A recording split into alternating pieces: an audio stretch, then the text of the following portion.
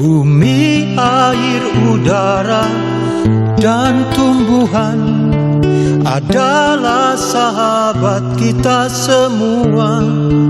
Jaga dan rawatlah sepanjang masa demi kehidupan kita. Boleh kau ambil, tapi secukupnya.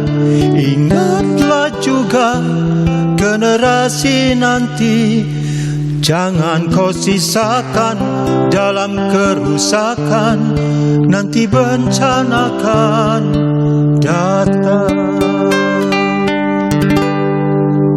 Kita sendiri gitu kan ya. Bener. Jadi Nitya punya challenge nih. Aku sembunyi dulu di sini karena ada challenge yang mau aku berikan ya. Mbak Lionda, Mas Arfan, sama Mas Jo. Masih siap nggak? Aku punya challenge. Kan dari tadi kita ngomongin soal misinya masing-masing. That's great. Ya benar. Tapi terkadang orang tuh butuh sesuatu yang sederhana. Bisa apa? Kita bisa ngolah sampah kita dengan cara yang sederhana kayak apa? Aku punya sesuatu. Beberapa orang menganggap ini sampah. Benar. Tapi untuk beberapa orang lain, wah, ini diburu. Harganya berkali-kali lipat. Harga normalnya mungkin cuma 10.000, tapi kemarin dijual di e-commerce sampai 700.000. Masa, Kak? Bahkan terakhir mungkin lelang nih ada yang, wah, sampai juta-jutaan kayaknya ya. Aku punya tantangan buat masing-masing ngasih ide apa untuk mengolah ini. Nah, ini kemarin heboh banget. Bahkan udah kayaknya ini bisa aku jual deh kayaknya ya. Ini mungkin laku nih, cuan lumayan nih. Emang iya ya? Iya nih. Aku tuh baru tahu kalau sampai ada lelang-lelang begitu. Intinya adalah tantangan ya buat masing-masing, buat Mas Arfan, buat Mas Joshua, sama buat Mbak Lionda. Gimana caranya supaya ini kan bekas pakai ya? Gimana caranya supaya ini tetap menjadi sesuatu yang berguna, tapi nggak boleh sama, harus beda. Siapa mau duluan? Gimana caranya yang bisa dilakukan di rumah masing-masing dengan peralatan yang sederhana? Mungkin kalau misalnya brandingnya seperti itu kan jatuhnya jadi bisa dikoleksikan ya. Tapi kalau misalnya nggak ada kayak just a regular plastic cup, mungkin yang kepikiran di benakku sekarang dijadikan kayak lampu sih. Jadi atasnya dibolongin, terus taruh light bulb, and then ya bisa dijadikan lampu gitu. Bener, keren. Aku pernah ngeliat juga kayak begitu. Keren. Keren sekali. Dan itu bisa tetap menjadi barangnya dipajang ya maksudnya ya. Karena kan ini ada kalau misalnya ini pun ya yang dianggap sebagai bagian dari merchandise kan tetap kelihatan gitu ya. Cuma menjadi sesuatu yang bermanfaat. Oh, oke. Dan sangat mudah dilakukan ya. Dijadiin lampu ya. Tinggal dibolongin atasnya pakai light bulb. Bisa kayaknya. Nice, I'll do that. Thank you Mbak Lionda, idenya tuh catat. Okay. Terus siapa yang mau melanjutkan idenya? Idenya harus beda nih, Mas Joshua atau Mas Arfan? Mas Arfan dulu kayaknya ya. Boleh. Mas Arfan punya ide apa untuk menyulap ini tidak menjadi sampah akhirnya? Ya udah jelas lah, pasti jadi pot untuk nanam. Tidak jauh ya Mas Arfan ya. Benar-benar. Ini kayaknya bagian dari konten edukasi nih ya. Biasanya kalau sama orang-orang yang lagi menjelaskan buat apa ya? Buat ditanam langit gitu. Buat jadi pot untuk tanaman ya Mas Arfan ya. Tapi nanti gimana? Harus dibolongin dong bawahnya supaya tetap bisa keluar. Kan kalau nggak nanti pupuknya gitu ya. Tetap harus ada di-adjust sedikit berarti ya. Nah, oke. Tapi pasti nggak akan dikasih sama Kanitia kalau harus dibolongin. Sayang katanya.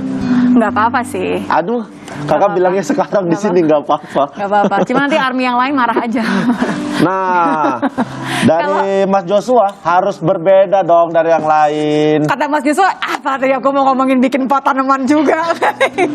Enggak lah, Mas Joshua pasti punya sesuatu yang lebih besar nih kayaknya.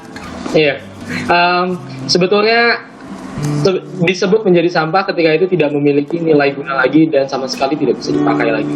Tapi ternyata itu sebetulnya masih bisa. Jadi caranya bagaimana? Yang paling mudah itu dicuci, habis itu dikasih ke yang mengangkut sampah atau pemulung yang ngangkut di depan rumah. Itu nggak akan berakhir di landfill. Oke. Ini jawabannya jadi nggak jadi sampah. Sangatlah end to end jawabannya. Iya. Ya, nggak akan jadi sampah. Bener, Mas, saya nggak kepikiran, Mas, padahal simple, tapi saya nggak kepikiran untuk hal-hal seperti itu. Tapi ini menarik, maksudnya berarti persepsi dari manapun, kalau kita melihat sesuatu ini fokusnya adalah gimana caranya supaya ini tidak terbuang sia-sia. Ada banyak cara ternyata ya. Ya, tapi aku nih mau ke Mbak Lionda nih. Kirain kamu mau ini gak akan aku kasih. Nggak mau aku itu, Kak. Aku mau ke Mbak Lionda. Mbak Lionda kan tadi aku ngomongin air itu udah berapa titik dibuat, Mbak? Kita sekarang udah ada di sekolah, ya kampus, Tanah Abang juga. Rencananya kita memasang juga di public transportation sih, karena kan saat ini sekolah sama kampus kan lagi ya masih agak terkendala ya, masih pada sekolah dari online gitu-gitu, jadi belum Nggak ada yang masuk ya, ada nggak ada yang menggunakan juga akhirnya. Ya, tapi Mbak Lionda, kira-kira gimana sih ngejelasin ke orang bahwasannya ini air memang benar-benar bersih dan layak untuk diminum gitu? Ya. Mhm. Soalnya aku pribadi ada di tempat seperti itu, airnya katanya layak minum, tapi aku kayak, aduh emang layak sih air kayak gini diminum gitu. Dia anaknya harus ngelihat matang dulu. Benar. Mhm. Jadi kalau yang kita lihat kan sebenarnya dari water fountain yang ada saat ini tuh yang jadi masalah adalah branding ya. Mungkin maintenance sendiri itu nggak dikelola oleh satu entity, jadi tergantung dengan ya building management masing-masing, yang dimana ketika orang mau ngisi tuh kadang akhirnya rasanya aneh ataupun ada yang rusak juga, jadi akhirnya nggak terbangun tuh trust di antara masyarakat. Nah, yang ingin Water Hub lakukan adalah kita ingin monitor dan maintain every refill station that we have, sehingga trust itu terbangun dengan branding kita. Nah, di awal memang kalau di sekolah sama kampus itu tergolong mudah lah ya, karena kita tinggal ngobrol dengan pihak sekolah, nanti mereka juga bantu sosialisasi. Tapi ketika kita masuk ke Tanah Abang itu yang sebenarnya agak challenging. Kita awalnya juga ragu, tapi ketika kita menjelaskan ini tuh ada filtration systemnya segala macam, mereka akhirnya menggunakan dan malah saling ngasih tahu. Jadi kita kaget juga di Tanah Abang itu awalnya kita pasang di satu blok, tahunya dari customer base kita yang di awal, yang kita awalnya canvassing gitu ya per toko, mereka tuh ngasih tahu ke teman-temannya di blok-blok lain. Jadi kita cuma pasang satu titik, tapi kok customer-nya dari mana-mana gitu. Ya, ternyata ya di mereka itu ya beda-beda ya, tiap customer segmen benefitnya apa, tapi kalau di Tanah Abang mereka ngerasa lebih bisa berhemat. Oke. Berarti aku pengen ke ekosistem nih. Berarti kalau misalnya untuk challenge-nya kan kalian menghandle company, menghandle individu perumahan juga gitu kan sebanyak mungkin. Apa dong goals-nya sekarang ketika semua orang sebenarnya sudah mulai aware dengan composting gitu ya, mengolah sampah-sampah yang ada di sekitar mereka, yang dihasilkan sendiri gitu. Kalau goals dari ekosistem sendiri itu sih secara internal pasti jauh lebih simpel ya, ketika disampaikan itu volume. Semakin banyak volume yang kita recycle atau semakin banyak, berarti kan itu merefleksikan semakin banyak klien yang mulai sadar akan pengelolaan sampahnya menggunakan jasa yang terpercaya untuk pengelolaannya. Nah itulah tujuannya, itu jadi lebih ke arah di sana. Cuman kalau apa sih yang diharapkan ekosistem dari para kliennya, itu ini sih mulai upgrading ya. Jadi yang success rate, biasa kita bilangin dalam internal tuh success rate. Jadi setiap klien akan kami perhatikan sampahnya, success rate yang dimaksud itu tuh pemilahannya bagaimana, apakah sudah oke atau belum. Yang dimaksud oke itu sudah benar atau belum. Jadi pilihannya itu lebih bagus lah. Ya, jadi mereka bisa dibilang upgrading gitu ya. Jadi mereka udah semakin fasih juga nih mengolah sendiri gitu ya. Saya kira tadi goalsnya pengen melihat TPA ini kosong gitu, karena semua orang akhirnya di hulu bisa mengolah sendiri gitu kali ya. Seru juga kali ya Mas ya. Akhirnya bisa seperti itu.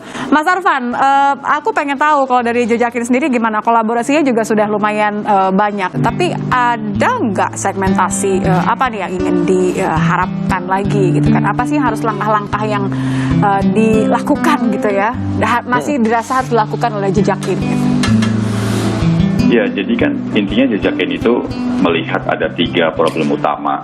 Yang pertama terkait dengan laju deforestasi ini yang cukup tinggi yang terjadi di dunia saat ini. Kemudian yang kedua, sebenarnya udah banyak nih pihak-pihak yang sudah terlibat aktif gitu ya di dalam melakukan restorasi hutan atau reboisasi gitu. Tapi sulit untuk dapat memastikan tingkat keberhasilannya, apalagi mengukur dampaknya dari tiap-tiap program itu. Kemudian problem yang ketiga, kita juga lihat selain perusahaan-perusahaan ini banyak individu, mungkin terutama generasi muda gitu ya, yang saat ini semakin sadar lingkungan gitu. Mereka ingin terlibat dan memberikan impact juga, tapi gimana sih caranya? Nggak tahu gitu. caranya Jadi, ya. Nah, jadi produk yang kami bangun ini basically ingin menjawab semua tantangan tersebut gitu. Yang pertama, kami bangun produk yang bisa membantu perusahaan, bisnis sampai ke individu untuk dapat mengukur carbon footprint atau greenhouse gases gitu kita bilangnya, yang mereka hasilkan dari kegiatan operasional mereka sehari-hari. Nah, setelah mereka ngerti berapa sih carbon emission yang mereka emit gitu kan, selanjutnya mereka dapat melakukan carbon emission reduction-nya dulu gitu. Iya. Terus yang kedua, kita juga bangun akses lah, intinya akses mudah-mudahnya untuk semua pihak, siapapun, untuk dapat berkontribusi langsung. Jadi setelah mereka tadi tahu berapa carbon emission-nya, mereka dapat menyeimbangkan gitu ya si carbon emission tadi ke dalam program-program restorasi atau reforestasi yang kami sediakan bersama dengan mitra-mitra kita. Jadi tahu dosanya berapa dan tahu cara nebus dosanya gimana dan kemana gitu ya. Betul, betul. Nah, yang terakhir sebenarnya adalah masalah accountability. Jadi semua program ini kami monitor dengan baik menggunakan teknologi gitu untuk memberikan laporan yang lengkap, komprehensif kepada semua pemangku kepentingan ini. Jadi apakah pakai drone, satelit, IoT sensor, lidar, AI machine learning untuk dapat memantau semua program, memastikan program itu berjalan dengan sukses. Lebih dan mengukur ngaruh mana dampaknya, Mas gitu. Arfan ketika perusahaan yang bergabung atau individu yang bergabung? Oh, menurut saya semua punya impact gitu ya, gitu. Ya tentunya kalau perusahaan itu pasti mereka secara perhitungan carbon emission-nya pasti lebih besar daripada orang per orang, individu gitu ya. Tapi kalau secara kolektif semua individu makin sadar, makin aware dan bisa berkontribusi, tentunya juga impact-nya sangat besar. Oke, semua punya andil, semua bisa berkontribusi lebih gitu ya. Dan Jejakin juga Betul. ngawasinya dengan sangat baik dengan teknologinya tadi ya. Iya. Tadi kan adalah Jadi impact-nya. tidak ada kesalahan. Harapannya seperti itu ya Mas. Supaya tepat Jadi semua intinya perhitungannya. kami memberikan visibility ke semua pihak yang terlibat. Ini kemudian kontribusi mereka kemana nih, gitu, hasilnya seperti apa nih, nah itu semua kami Iya. berikan. Oke, ngomongin soal hasil, Dita juga pengen ngobrolin nanti gimana hasilnya untuk bisnisnya masing-masing. Karena ini juga penting. Kita akan bahas bisnis, usai jeda semuanya akan Dita tanya. Ada challenge juga. Jadi kita balik Ada lagi challenge ya. terus dari Kanitia. Macam. Tapi sebenarnya harusnya teknologi itu nanti belakangan. Jadi kita juga harus bikin mesinnya dulu. Kita udah ada sih investor. Dan berikutnya yang lebih penting lagi adalah partner sih.